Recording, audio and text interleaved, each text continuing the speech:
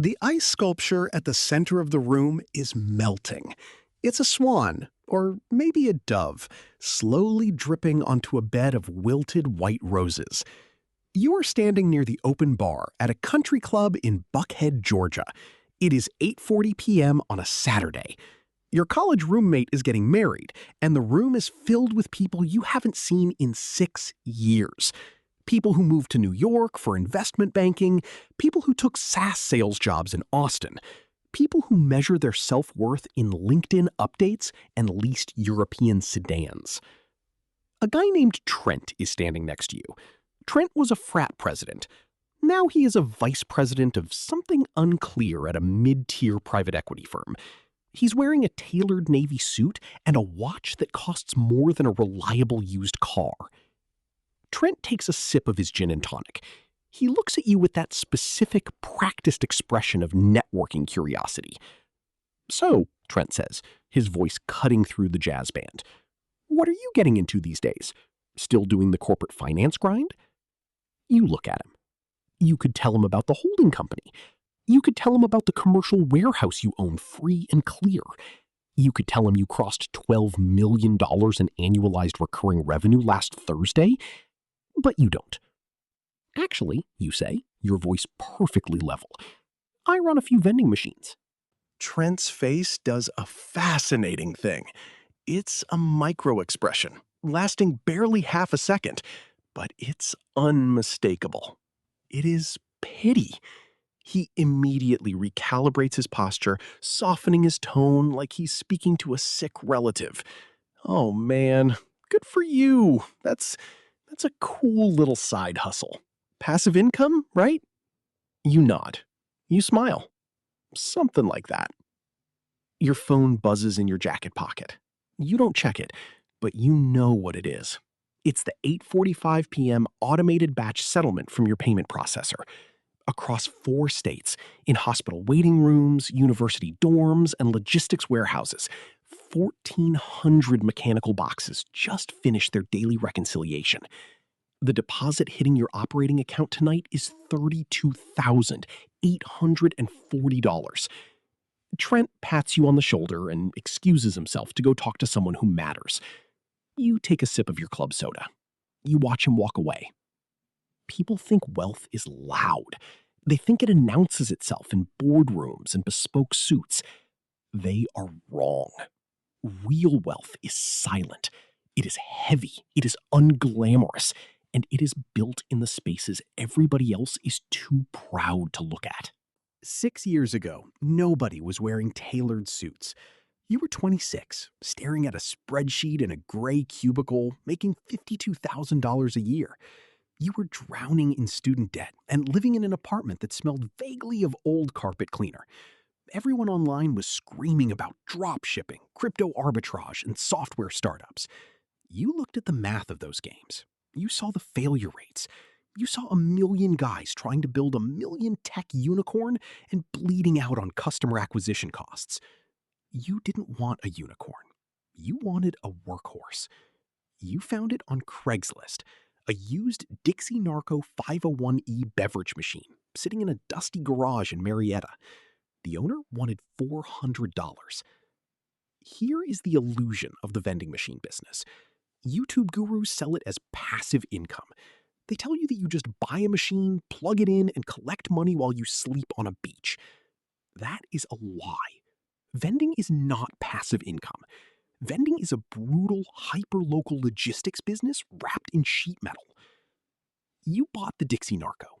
You rented a U-Haul.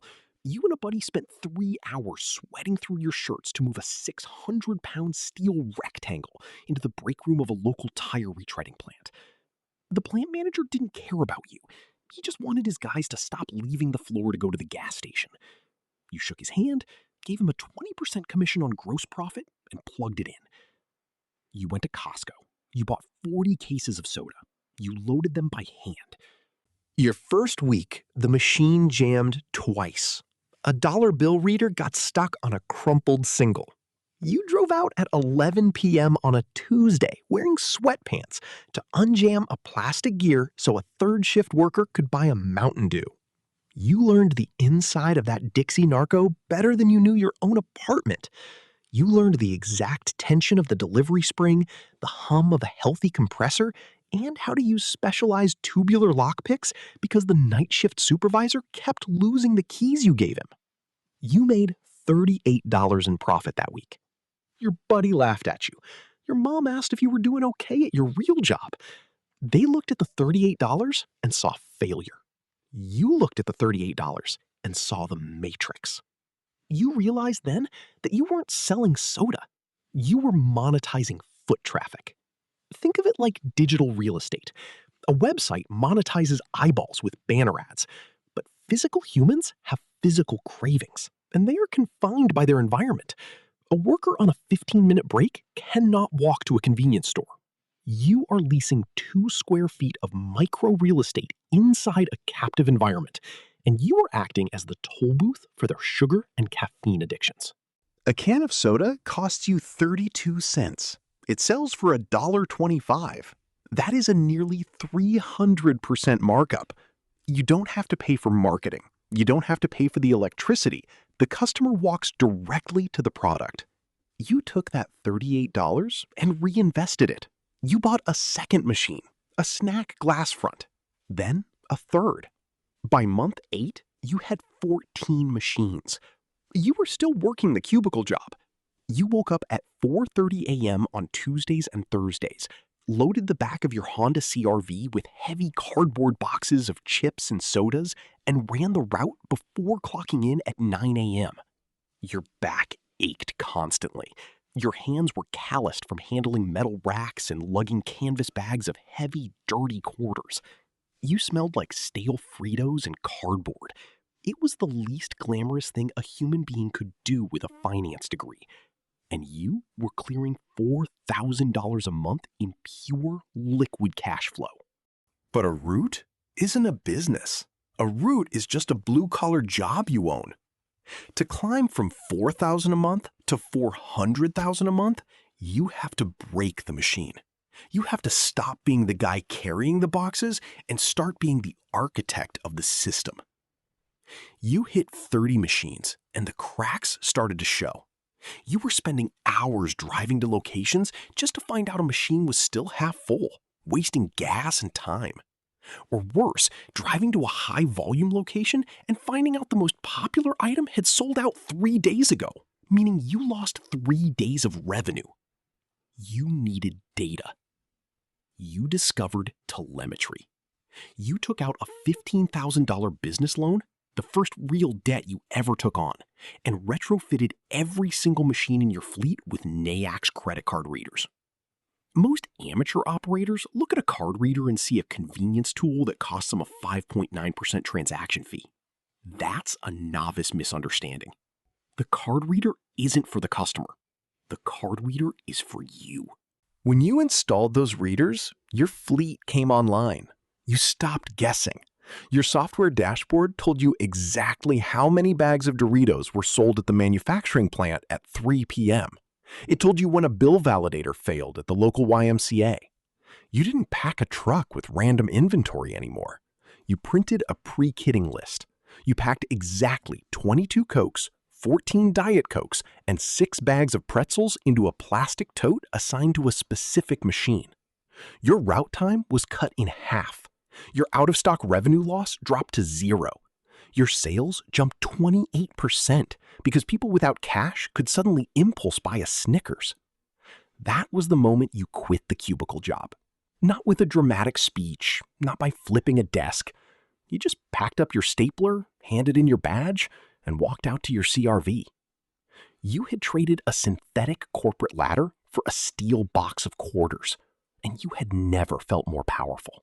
Year 3, you had 60 machines. You hired your first driver. His name was Dave. He was a retired postal worker who just wanted something to keep him busy. You paid him $22 an hour, gave him a structured route, and handed him the tablet with your proprietary software. You stopped touching the machines entirely. You became a predator. The vending industry is heavily fragmented. It is run mostly by guys in their 60s who built their routes in the 1990s. Guys named Gary and Bob who keep their inventory on yellow legal pads, deal strictly in cash, and are exhausted by the idea of learning new technology. You found a guy named Arthur.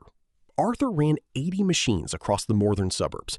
He was tired. His knees were shot, his machines were old, constantly jamming, and he was losing locations because property managers were sick of fielding complaints from angry employees who lost their quarters.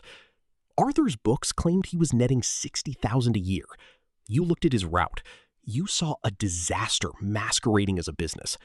Arthur kept his inventory in a rented, unair-conditioned storage unit. He bought product at Sam's Club retail prices because he didn't know how to set up wholesale distribution accounts. You showed him a spreadsheet of his route density, and he looked at it like it was written in Aramaic. He was driving past his own machines to get to farther ones. He was driving 40 miles in traffic to refill 3 bags of Cheetos. Arthur thought he was selling you a struggling vending route. You knew you were buying severely under-monetized commercial real estate. You bought Arthur out for $110,000, financed over 4 years.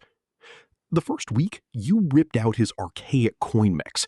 You installed telemetry readers. You swapped out his generic stale inventory for localized, data-driven product mixes. The community college didn't want cheap potato chips. They wanted Celsius energy drinks and protein bars. The distribution center didn't want organic snacks. They wanted Monster Energy and honey buns. Within 90 days, Arthur's 80 machines weren't netting $60,000 a year. They were netting $140,000. You did this again in year 4, and again in year 5. You didn't build an empire by being a visionary. You built an empire by being an execution machine. You bought tired, inefficient routes, injected them with software, optimized the logistics, and watched the cash flow explode. The true scale of the business arrived in year 5. The whale. A state university system with 3 campuses put their vending contract up for public bid. 240 machines, exclusive rights. The incumbents were the massive national food service conglomerates, Aramark, Canteen, companies with billion-dollar market caps, fleets of branded box trucks, and executives who wore suits just like Trent's. When you walked into the procurement office for the pitch meeting, the university committee looked at you like you were lost. You were 31 years old. You didn't have a glossy pitch deck. You didn't bring a team of regional vice presidents. You brought a single iPad. The national conglomerates pitched the university on revenue share percentages and brand partnerships. They handed out glossy brochures promising refreshment solutions. You didn't pitch vending. You pitched risk mitigation and edge node data distribution. When a student loses $1 in a machine, you told the committee, they don't blame the vendor. They blame the university. It creates friction. It creates administrative waste. Your current vendor services machines on a fixed weekly schedule. That means high-traffic machines sit empty for 2 days, and low-traffic machines are serviced unnecessarily. You slid the iPad across the table. This is my live dashboard. I don't operate on schedules. I operate on data. If a machine in the engineering building drops below 15% capacity at 2 p.m. on a Tuesday, my system automatically reroutes a driver to fill it by 4 p.m. Furthermore, I've built an API integration for your campus ID system. If a student uses their campus card, the funds clear your internal ledger in 0.4 seconds. If a machine goes down, my system automatically refunds the student's campus card before they even have time to walk to the administration building to complain. You looked at the head of procurement. You don't want a snack provider. You want an invisible utility that never breaks and never generates a complaint. That is what I built. You won the contract. You didn't win it because you were the cheapest. You won it because you understood what the client was actually buying. The university wasn't buying potato chips. They were buying silence. They were buying the removal of a headache. That single contract added $2.8 million to your annual top line. Today, your holding company controls 1,400 machines across 4 states. You own your own temperature-controlled warehouse. You have a fleet of 12 trucks. You buy product direct from the manufacturers by the pallet. You have an operations manager, a routing dispatcher, and a full-time mechanic who does nothing but rebuild compressor decks and calibrate bill validators. Your gross margin sits at 54%. Your net margin, after driver labor, fuel, location commissions, and software licensing, is 22%. On $12 million in revenue, you are quietly netting over $2.6 million a year in free cash flow. You do not have a flashy office. You drive a Toyota Highlander. Your name is not in the local business journal's 40 under 40 list. You are completely, utterly invisible. And that brings us back to the Buckhead Country Club. The ice sculpture has melted down to an unrecognizable lump. The jazz band is playing a generic cover song. Trent, the vice president of something unclear, circles back to the bar. He's looking slightly flushed, checking his phone obsessively. He orders another gin and tonic. He leans against the brass rail, looking exhausted. Man, Trent says, rubbing his temples. Market is brutal right now. Deal flow is completely dried up. My firm is talking about restructuring the bonuses this year. You know how it is. Just grinding it out, trying to keep the lifestyle afloat. He looks at you. He looks at your unbranded, tailored but unassuming suit. Honestly, Trent says, his voice dropping slightly, sometimes I envy you, doing the little side hustle thing. Must be nice, not having all this pressure, just keeping it simple. You look at him. You look at a man who makes $200,000 a year, but spends $210,000 trying to prove to strangers that he matters. You look at a man whose entire existence is leveraged on the opinions of managing partners and the synthetic status of a LinkedIn title. You think about the data dashboard running quietly on your phone. You think about the warehouse, the trucks, the 1,400 steel boxes that are right now, at this exact second, exchanging sugar and caffeine for heavy, beautiful quarters and digital authorizations. You smile.